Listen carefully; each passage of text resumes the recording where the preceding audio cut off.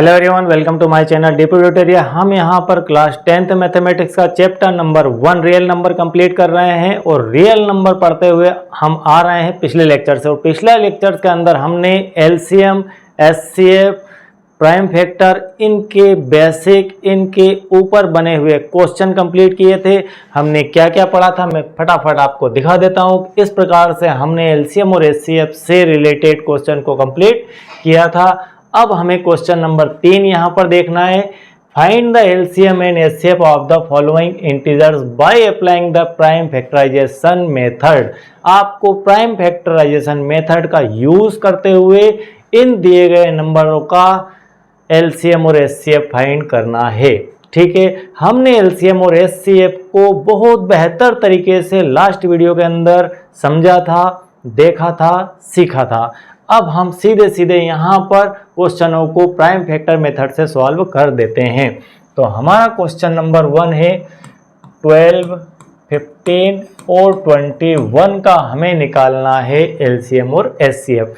तो एलसीएम और एचसीएफ निकालने के लिए हम जानते हैं कि सबसे पहले इनके प्राइम फैक्टर हमें करना होंगे। या तो आप इन सभी के इंडिविजुअल अलग अलग प्राइम फैक्टर कर लीजिए या फिर एक साथ कर लीजिए, आपको जैसा उचित लगता है। तो हम यहाँ पर अलग अलग कर लेते हैं। 12 का प्राइम फैक्टर करते हैं तो 2 से हम सीधे सीधे ही लिख देते हैं, कोई बड़े नंबर नहीं है ये। तो 12 को हम लिख सकते हैं, क्या लिख सकते हैं, इसमें 2 दूना 4 या 12, तो 2 इंटू 2 इंटू 3, 2 इंटू 2 4 इंटू 3, इस प्रकार से लिख सकते हैं। और 15 को यदि लिखना चाहें तो सीधा सा एक ही बनता है, 3 इंटू 5, यह लिख दिया हमने। और 21 को लिखना चाहें तो 3 इंटू 7, इसके बाद और कुछ भी नहीं लिखा जा सकता है। अब हम हमारी एलसीएम और एचसीएफ के मेथड से जानते हैं कि एलसीएम निकालते समय इसके अंदर से हमें कोई कॉमन यदि है तो उसे पहले लिखना है। तो इसके अंदर क्या कॉमन है, देखिए इन तीनों के प्राइम फैक्टर के अंदर एक 3 यहाँ पर है, 3 यहाँ पर है, 3 यहाँ, हम 3 को 1 टाइम लिख देंगे। इसके बाद कुछ कॉमन नहीं दिख रहा है तो हम अगेन 2 एंड 2 इसे लिख दिया, इस 2 को, इन दोनों को, इस 5 को भी लिख देते हैं और इस 7 को भी लिख देते हैं। और इन सब का हम कर देते हैं मल्टीप्लाई। जब हम इन सब का मल्टीप्लाई करेंगे, 3 दूना 6, दूना 12, 5 60, 60 इंटू 7 420। ठीक है, इसी प्रकार से हम इसका एचसीएफ फाइंड करते हैं। और एचसीएफ की डेफिनेशन से हम जानते हैं कि जो प्राइम फैक्टर हमने किए हैं उन प्राइम फैक्टर्स के अंदर से हमें कॉमन उठाना है। तो कॉमन यहाँ पर हमारा है, क्या है कॉमन, कॉमन है यहाँ पर 3, यहाँ पर 3 और यहाँ पर 3, बस यही आपका एचसीएफ आएगा। हम फाइनली इसे लिख देंगे एचसीएफ इसका 3 है और बस हमें यही करना भी था। ठीक है, और यदि आप इस क्वेश्चन को फास्ट तरीके से करना जानना चाहते हैं कि किस तरह से हमें देखकर ही पता चल जाए कि इसका एलसीएम और एचसीएफ क्या आएगा, तो आप हमारे लास्ट वीडियो को देखिए। उसके अंदर हमने बिल्कुल क्लियरली बताया है कि किस प्रकार से आप बिना पेन चलाए फटाफट इन्हें देखकर ही पता कर सकते हैं कि इसका एलसीएम और एचसीएफ क्या आएगा। यह हो गई नंबर 1 मेथड। इसके बाद एक मेथड और बनती है, वह मेथड हमारी होती है प्राइम फैक्टर की ही मेथड है, लेकिन वह संयुक्त रूप से तीनों नंबरों को एक साथ उठाकर चलने की। वह कैसी, हम 12 लेंगे, 15 लेंगे और 21 लेंगे। ठीक है, तीनों को एक साथ लिया।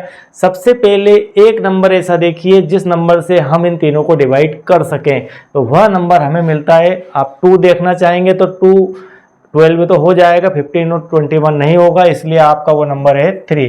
3 का किया 4 टाइम, 3 से 5 टाइम और 3 से किया यहाँ पर 7 टाइम। अब कुछ और नंबर यहाँ पर आपस में इन सबको डिवाइड कर सके तो ऐसा कोई नंबर नहीं है। फिर फाइनली 2 से 2 बार और या 5 टाइम और या 7 टाइम, फिर 2 से 1 टाइम, 5 ऐसा ही, 7 ऐसा, और अगेन आप लेंगे 5 तो यहाँ पर 1 और यहाँ 7 और यहाँ पर 7 से 1। ठीक है, तो कुल मिलाकर 3 इंटू 2 इंटू ये आपका 3 इंटू 2 इंटू 2 इंटू 5 इंटू 7। हमें इसी से देखना है कि एलसीएम क्या आएगा और एचसीएफ। तो जिस नंबर ने इन सभी को डिवाइड किया है वह नंबर है आपका 3, तो आपका हो जाएगा एचसीएफ यहाँ पर 3।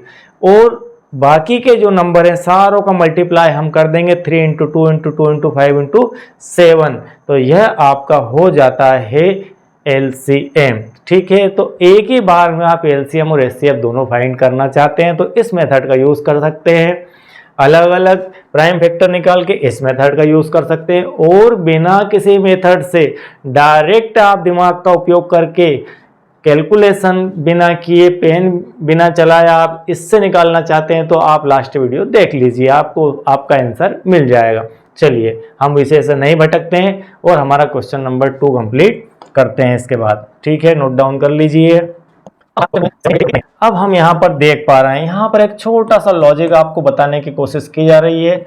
17, 23 और 29 यहाँ पर बिल्कुल क्लियर है कि इसका जो एचसीएफ आएगा वह 1 आएगा। ठीक है, इसका एचसीएफ हमारा 1 आएगा, बिल्कुल देखने से ही पता चल रहा है। क्यों पता चल रहा है? क्योंकि ये सारे प्राइम नंबर है। ये कैसे नंबर है? प्राइम नंबर है, इनका अब कोई फैक्टर नहीं है, तो हम इसे लिखते हैं 1 इंटू 17, यहाँ 1 इंटू 23 और 1 इंटू 29। ये किसी की भी टेबल में नहीं आते हैं, और ये अगर किसी की टेबल में नहीं आते तो फाइनली इसका एचसीएफ हो गया 1। और इसका जो एलसीएम है वह इन तीनों का मल्टीप्लाई आना है, 17, 23 एंड 29। इन सब का हम कर देते हैं मल्टीप्लाई। जब आप इन सब का मल्टीप्लाई करेंगे तो 11,339 आ जाएगा। तो इस प्रकार से आप एलसीएम और एचसीएफ फाइंड कर सकते हैं। इसके बाद नंबर आता है आपके क्वेश्चन नंबर 3 का, यह भी देख लेते हैं लगे हाथ। 8, 9 और 25। अब आप इसके अंदर देखिए कि फैक्टर हो सकते हैं क्या, तो बिल्कुल हो रहे हैं फैक्टर। आप 8 को लिख सकते हैं 2 इंटू 2 इंटू 2, 9 को लिख सकते हैं 3 इंटू 3 और 25 को लिख सकते हैं 5 इंटू 5। इसके बाद कुछ भी नहीं लिख सकते। और फाइनली इसका यदि एलसीएम निकालें तो एलसीएम के अंदर इन सब का मल्टीप्लाई होना है 2 इंटू 2, क्योंकि कॉमन कुछ भी नहीं है। और कॉमन जब कुछ भी नहीं है तो कुल मिलाकर आपको 8, 9 और 25 का मल्टीप्लाई करना है। तो आपको इतना सब कुछ करने की आवश्यकता ही नहीं है। आपको यही देख के पता चल रहा है कि क्या ये नंबरों के अंदर कोई एक नंबर ऐसा मिल जाएगा आपको जो इन सबको डिवाइड कर सके, तो ऐसा कुछ नंबर नहीं है। ये 3 से डिवाइड होता है, ये 5 से होता है और ये 2 से होता है। इसका अर्थ है कि इन सबके बीच में कुछ भी कॉमन फैक्टर आने वाला ही नहीं है। तो आप सीधे से इन सभी को मल्टीप्लाई कर दीजिए। ये वो सिखाना आपको चाह रहा है क्वेश्चन के अंदर कि आप ऐसा देखकर सीखिए। क्या सीखना है? आपको यह सिखाया जा रहा है कि 8, 8, 9 और 25 इन तीनों में एक नंबर आप ढूंढ लीजिए जिससे ये तीनों डिवाइड हो जाए। क्या कोई ऐसा नंबर है? तो हम देख पा रहे हैं कि ऐसा कोई नंबर नहीं है। तो एलसीएम में सीधे सीधे इन तीनों का मल्टीप्लाई कर दीजिए। इतना अगर आप जानते हैं तो इतनी प्रक्रिया आपको नहीं करना पड़ेगी। ये छोटी सी प्रोसीजर है। इन तीनों का मल्टीप्लाई हमें करना है 8, 9 और 25 का, और सीधे से ये आ जाएगा 1800। बात खत्म। तो इतना सारा कुछ नहीं करना होगा। और एचसीएफ के लिए जब हमारे पास कोई कॉमन नहीं है तो सीधी सी बात है कि इसका एचसीएफ हमारा 1 आने वाला है, और 1 हमारा यहाँ पर एचसीएफ आ जाएगा। ठीक है, ये एचसीएफ हो गया 1। तो फाइनली ये हमारे हो जाएंगे आंसर। ठीक है, आपका यह होता है क्वेश्चन नंबर 3 कंप्लीट। अब इसके बाद बढ़ते हैं क्वेश्चन नंबर 4 की ओर। और यह क्वेश्चन भी आपका एलसीएम और एचसीएफ के बेस्ड क्वेश्चन है कि इससे पिछला जो क्वेश्चन था क्वेश्चन नंबर 3, उसके अंदर आपको 2 के अंदर एलसीएम और एचसीएफ के नंबर और उनमें रिलेशन दिया गया था। वह रिलेशन यह था, हम लिख देते हैं आंसर नंबर 4। क्या रिलेशन था कि दिए गए कोई दो नंबर, नंबर 1, नंबर 2, इन दोनों का एचसीएफ और एलसीएम का प्रोडक्ट इन दोनों नंबरों के प्रोडक्ट के इक्वल होता है। यह हम पढ़ चुके हैं और जानते हैं। उसी के बेस्ड यहाँ पर क्वेश्चन बना है कि गिवन दैट एचसीएफ 306 और 657 दो नंबर है, उन दोनों का HCF दिया है 9। हम HCF की जगह रख देते हैं 9 और यहाँ पर रख देते हैं 306 और यहाँ पर रख देते हैं 657। ये आपके दो नंबर है और इन दोनों का HCF यह दिया गया है और आपको यहाँ पर LCM फाइंड करने को कहा गया है। ठीक है, हम इसके बारे में बहुत डिटेल में आपको बता चुके हैं और 5 टाइप के वेरिएशन में फार्मूले हमने बनाए थे। यदि आपने वो वीडियो नहीं देखा है, वो लेक्चर नहीं देखा है, तो आप उसे देख सकते हैं। मैंने सब बातें वहीं पर आपको सिखा दी थी एडवांस में। तो यहाँ पर LCM इक्वल टू 306 इंटू 657/9 हो जाएगा। ठीक है, अब आप इसे सॉल्व कर लीजिए कि इसका आंसर क्या आएगा। आप कर सकते हैं सॉल्व। 3 से अगर काटते हैं तो यहाँ पर 9 से काटते हैं या 3 से काट दीजिए, आपको जैसा सुविधा लगे। 3 9 27, 3 बार 9 से 3 टाइम 27, 3 बचे और 9 चौको 36, 34। अब आपके पास आ चुका है 34 इंटू 657। इसका मल्टीप्लाई कर लीजिए तो आपका मल्टीप्लाई आ जाएगा 657 इंटू 34, 7 28, बचती है 2, 4 5 20 और 22, 4 5 24 और 2 26 और 5 3 7 21 और 3 15, 21 और 3 15 और 17 और 6 18 19 और यहाँ का 8, यहाँ का 3, यहाँ का 3, यहाँ का 9 तो 11 और 12 और यहाँ का 2 22, 322,338। ये फाइनली आपका आंसर आ जाएगा। ठीक है, तो इस प्रकार से आप आंसर फाइंड कर सकते हैं। यह आपका आ चुका है आंसर।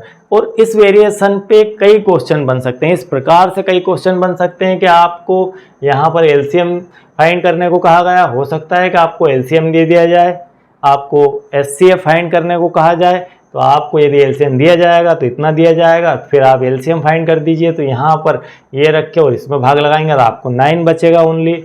या फिर आपको LCM और HCF दोनों दे दिया जाए और एक नंबर एब्सेंट कर दिया जाए, उस नंबर को फाइंड करने को कहा जाए, तो आप 4-5 वेरिएशन में इस क्वेश्चन को बना सकते हैं। चलिए आगे बढ़ते हैं। इसका नेक्स्ट क्वेश्चन है हमारा मोस्ट IMP है ये, बिल्कुल हम कह सकते हैं IMP क्वेश्चन है। बिल्कुल छोटा सा है लेकिन बहुत ही बढ़िया है। बेसिक कॉन्सेप्ट पर डिपेंड है ये क्वेश्चन पूरी तरह से।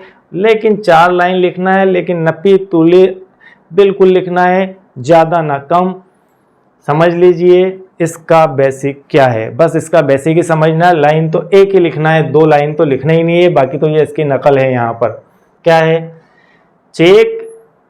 हमें चेक करना है कि 6 to the power n can and with the digit 0 for any natural number n। यदि आपके कोई नेचुरल नंबर n है और इस कंडीशन में है कि 6 to the power n, किसमें 6 to the power n की बात चल रही है, तब क्या वो जानना चाह रहे हैं कि क्या डिजिट 0 से ये एंड हो सकता है क्या। यह नंबर जो हमारा यह नंबर है, जहां पर n कोई नेचुरल नंबर है, आप जानते हैं नेचुरल नंबर 1 2 3 4 कुछ भी हो सकता है। तो इस कंडीशन में क्या इस नंबर को आप 0 पर एंड होते हुए देख सकते हैं या नहीं देखते हैं, यह आपको बताना है। इसका लॉजिक ये है कि 6 हैज फैक्टर अस 2 and 3। सबसे पहले हम इसे देखते हैं 6 के फैक्टर। 6 के फैक्टर देखें तो 2 and 3 होते हैं। ठीक है, 6 के फैक्टर 2 and 3। देन हम यदि इसको पावर में कन्वर्ट करें 6 to the power n, तो क्या लिख सकते हैं 2 to the power n और 3 to the power n। इस फॉर्म में हम इसे लिख सकते हैं। यदि 6 को हम फैक्टर के फॉर्म में लिखें तो 2 into 3, तो 6 to the power n को फैक्टर के फॉर्म में लिखेंगे 2 to the power n और 3 to the power n के फॉर्म में इसे लिख सकते हैं। ठीक है, 6 has factor 2 and 3, so 6 to the power n factor 2 to the power n और 3 to the power n।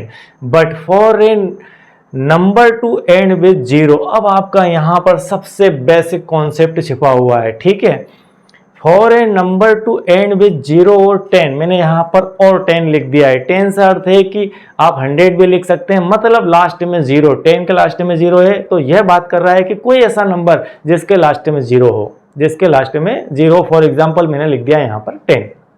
ठीक है, it should have 2 and 5 as factor, मतलब किसी भी नंबर के लास्ट में 0 लाने के लिए, 0 आने के लिए उसके फैक्टर के अंदर आपको 2 और 5 होना जरूरी है। फाइनली 2 और 5 यदि होता है तो हम कह सकते हैं कि उसके फैक्टर उस नंबर का एंडिंग 0 से हो सकता है। यदि उसके फैक्टर में 2 और 5 मौजूद हो तो क्या आप देख रहे हैं कि इसके फैक्टर में 2 और 5 मौजूद है क्या? तो इसके फैक्टर में 5 मौजूद नहीं है, क्योंकि 2 से 5 का मल्टीप्लाई ही 10 बनाता है और कोई नंबर आपका 10 नहीं बनाता है, 0 नहीं बनाता है उसके लास्ट में। तो 2 और 5 का फैक्टर मल्टीप्लाई ही हमें 10 देता है और लास्ट में 0 देता है। तो हम यहाँ हैव 2 और 5 अस फैक्टर, ये जरूरी है ऐसा होना। So 6 to the power n can never end with 0, इसलिए यह 0 से एंड नहीं हो सकती, क्योंकि इसके फैक्टर में 2 और 5 नहीं है। और फाइनली हमें जो फोकस करना है वह करना है 5 के ऊपर। ठीक है, तो इस प्रकार से आप इसे लिख सकते हैं, समझ सकते हैं। बहुत छोटा सा कॉन्सेप्ट है और बहुत ही बढ़िया क्वेश्चन यह बना हुआ है और यह एग्जाम में अमूमन पूछा भी जाता है। आपको नपे तुले शब्दों में बस इसे लिखना है और इससे ज़्यादा कुछ भी नहीं लिखना है। अब इसके बाद हमारा एक और क्वेश्चन बचता है, वह भी बहुत ही महत्वपूर्ण क्वेश्चन है और एक छोटे से बेसिक के ऊपर डिपेंड करता है। क्या है बेसिक? हमें यहाँ पर एक एक्सपेंड फॉर्म में दिया गया है, इस प्रकार से एक फॉर्म दी गई है और इस प्रकार से एक नंबर एक्सपेंड फॉर्म में लिखा गया है, एक विस्तारित रूप में लिखा गया है। क्या है वह फॉर्म? तो हम नंबर 1 को लिख लेते हैं। क्या लिखा है? 7 into 11, ठीक है, इंटू 13 प्लस 13। और एक नंबर लिखा है हमारा यहाँ पर 7 into 6 into 5 into 4 into 3 into 2 into 1 plus 5, इस प्रकार से लिखा है। ये दोनों नंबर हमने लिख लिए। इन दोनों नंबरों को देखें आप, बिल्कुल ध्यान से समझ लीजिए। ये सब मल्टीप्लाई में यहाँ तक है और ये फिर प्लस में आ गया यहाँ, ये सारे मल्टीप्लाई में और ये आ गया प्लस में। तो आप कॉमन मल्टीप्लाई में से ही ले सकते हैं। तो इसके अंदर से इन दोनों में से कॉमन और इन दोनों में से, यदि आप इसे सॉल्व करें और इसे सॉल्व करें, यहाँ पर कर देते हैं नीचे की तरफ, हम 13 को कॉमन ले लेते हैं।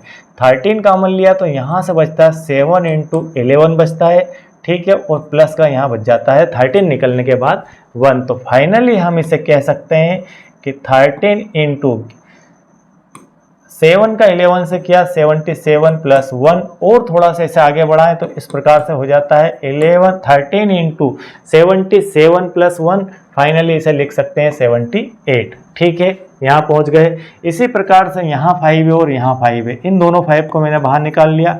यहाँ से बचता है 7 into 6 into 5 into 5 तो निकल चुका है, तो यहाँ से बचता है 6 into 4 into 3 into 2 into 1 plus 1। ठीक है, और सॉल्व कर देते हैं इसे, और सॉल्व करते हैं तो यहाँ से 5 into, ठीक है, ये अब इंटू में चलेगा। अब इन सब का हम मल्टीप्लाई कर देते हैं, किसका? इन सब का। 6 7 42, ठीक है, 42 into 12 into 2 प्लस 1, और सॉल्व कर लेते हैं तो 5 into 42 का हम करते हैं 12 से मल्टीप्लाई तो 24 का 4 और 2 बार चुको 48 और 2 50, 504 इंटू 2 प्लस 1, और इसे थोड़ा सा सॉल्व करते हैं तो यहाँ पर चल रहा है हमारा 5 और इसके मल्टीप्लाई में चल रहा है 504 का 2 से करते हैं तो 1008 प्लस 1, और आगे देखें इसे तो इसे हम लिख सकते हैं 5 into 1009। ठीक है, इस प्रकार से यह लिखा जा सकता है। फाइनली आप इसे समझ लीजिए कि हमने किस प्रकार से इसे सॉल्व किया है। एक बार और रिपीट कर देते हैं, बाकी तो छोटा सा एक ट्रिक है, एक बात बतानी है आपको, इसमें आप समझ जाओगे क्या करना है। 13 कॉमन लिया, जो बचता है उसे वैसे ही लिख दिया, 13 के प्लेस पे 1 हो गया, 13 वैसे ही, 7 into 11 77, 1 8 किया तो यहाँ पर 78। ठीक है, इसी टाइप से इसके अंदर से 5 कॉमन लिया, जहाँ पर 5 था उसकी जगह समझ लीजिए 1 था, हो गया, और बाकी सब वैसा का वैसा लिख दिया और 5 के प्लेस पे 1 हो गया, 5 बाहर निकल गया। इनका सबका मल्टीप्लाई करते हुए लाए 7 का 6 से किया, 7 इंटू 6 42, और 3 इंटू 2 4 इंटू 3 12 हो गया, और 2 वैसा के वैसा इन दोनों का मल्टीप्लाई किया, 504 12 का ये 2 से अगेन किया तो 1008, और प्लस 1 किया 1009। अब इसका जो बेसिक है वो बेसिक ये है कि हमसे कहा जा रहा है कि कंपोजिट नंबर, ठीक है, कैसे नंबर है ये, कंपोजिट नंबर है। कंपोजिट नंबर होने के लिए आप जानते हैं कि कंपोजिट नंबर किसे कहते हैं और क्या होते हैं। कंपोजिट नंबर होने के लिए उसके कम से कम आपको उसमें डिवाइड होने वाले नंबर मिल जाना चाहिए एक से अधिक।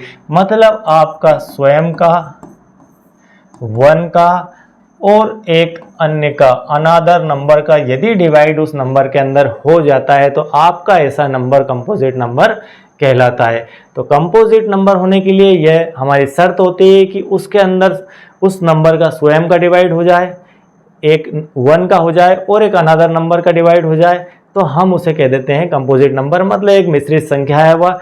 तो इन नंबरों के अंदर यदि देखें हम तो 13 इंटू 78 ऑलरेडी 2 फैक्टर आ चुके हैं उसके पास। इसका मतलब कि ये दोनों नंबरों से वह डिवाइड हो ही जाएगा। मतलब इसके अंदर जो टोटल नंबर है उस नंबर में 13 और 78 का डिवाइड तो होना ही है। तो क्लियर हो चुका, और इनके भी हम फैक्टर कर सकते हैं, इसलिए हम इसे लिख सकते हैं कि यह एक कंपोजिट नंबर है, और इसी प्रकार यह भी एक कंपोजिट नंबर है। तो फाइनली यह इसकी बेसिक समझ है, और बस इतना ही आपको यहाँ पर करना है, और आप लिख दीजिए कि यह एक कंपोजिट नंबर है। बहुत छोटी सी बात है। और फाइनली हम यहाँ पर इस क्वेश्चन को कंप्लीट कर चुके हैं। इसके बाद हमारे जो नेक्स्ट क्वेश्चन आएंगे वेरी वेरी इंपॉर्टेंट आने वाले हैं एक्सरसाइज 1.2 के लिए। उसके हम कुछ एग्जाम्पल देखेंगे कि prove that √3 is a irrational number. हम बहुत आईएमपी क्वेश्चन करने जाएंगे नेक्स्ट लेक्चर के अंदर। इरेशनल नंबर को कैसे प्रूव किया जाता है, और वह एग्जाम में पूछा ही जाता है। एक तरफ आज जो हमने पढ़ा और पिछले पार्ट में जो पढ़ा वो सब में से एक क्वेश्चन, और आने वाले पार्ट के अंदर से एक क्वेश्चन, दोनों एक दूसरे के और में आएंगे अथवा में आएंगे, दोनों में से आपको एक क्वेश्चन कंप्लीट करना होता है। तो आई होप कि आपको यहाँ तक का मैथमेटिक्स पूरी तरह से क्लियर समझ में आ गया होगा। और यदि आप चैनल के साथ नए हैं, पहली बार देख रहे हैं, सुन रहे हैं, और आपने अब तक सब्सक्राइब नहीं किया है तो चैनल को लाइक कीजिए, सब्सक्राइब कीजिए। और यदि आप पहले से सब्सक्राइबर हैं तो आपको बहुत बहुत धन्यवाद। और जिन लोगों ने अभी तक सब्सक्राइब नहीं किया है वे लोग भी आई होप कि बहुत जल्दी सब्सक्राइब कर लेंगे और तुरंत सब्सक्राइब कर लेंगे। उन्हें भी इसलिए बहुत बहुत थैंक यू वेरी मच। अब नेक्स्ट वीडियो में हम मिलते हैं।